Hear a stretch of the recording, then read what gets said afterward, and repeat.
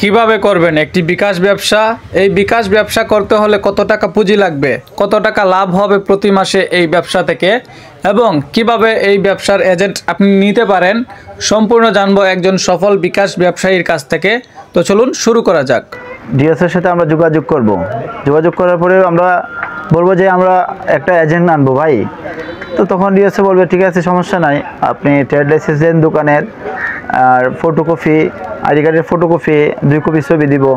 তার মানে আপনি বলতে চাইতেছেন বিকাশ এজেন্ট আনতে হলে একটি ট্রেড লাইসেন্স, 2টি ছবি এবং আপনার আইডি কার্ড লাগবে? জি, এতে মানে এগুলো হলেই হবে, আর কিছু লাগবে না। আচ্ছা, বিকাশ এবং ফ্লেক্সিলোডের ব্যবসা করতে হলে আনুমানিক কীরকম ইনভেস্টমেন্ট করা প্রয়োজন? আসলে ইনভেস্টমেন্ট যত বেশি তত ইনকাম হয়। মনে করেন 5-6 লাখ টাকা হলে মনে করেন মোটামুটি ব্যবসা করা যায়।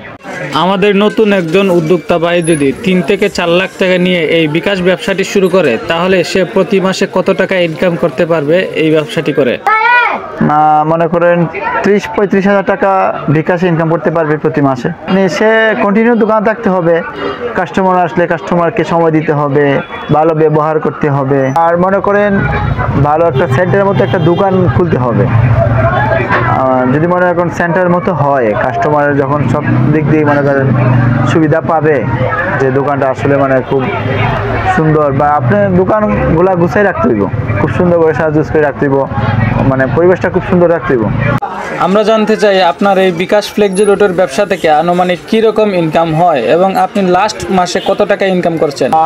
আমার প্রতি মাসে সব মিলাইয়া, বিকাশ, সকেট, নগদ মিলাইয়া মনে করেন আমি তো আবার মনে করেন কি করি, এই যে মোবাইল সার্ভিসিং করি, সব মিলাইয়া মনে করেন 40-45 হাজারের মতো ইনকাম করা যায়।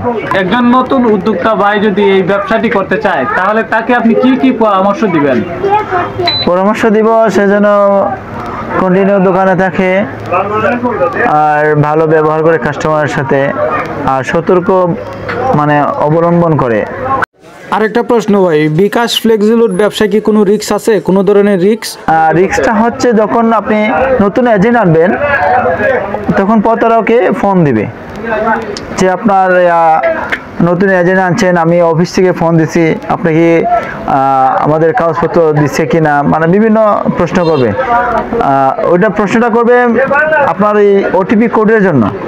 আপনি অনেক কথা বলবে, বলার পরে বলবে ঠিক আছে, আপনার মোবাইলে একটা ওটিপি কোড গেছে, ওই কোডটা বলেন। তখন যদি আপনি ওই কোডটি বলে দেন, তাহলে ওই প্রতারকে আপনার টাকাটা নিয়ে যাবে। আর যদি আপনি তখন কল আসার পর কলটা কেটে দেন, তাহলে তো আর ওই সুযোগটা পাচ্ছে না প্রতারকে।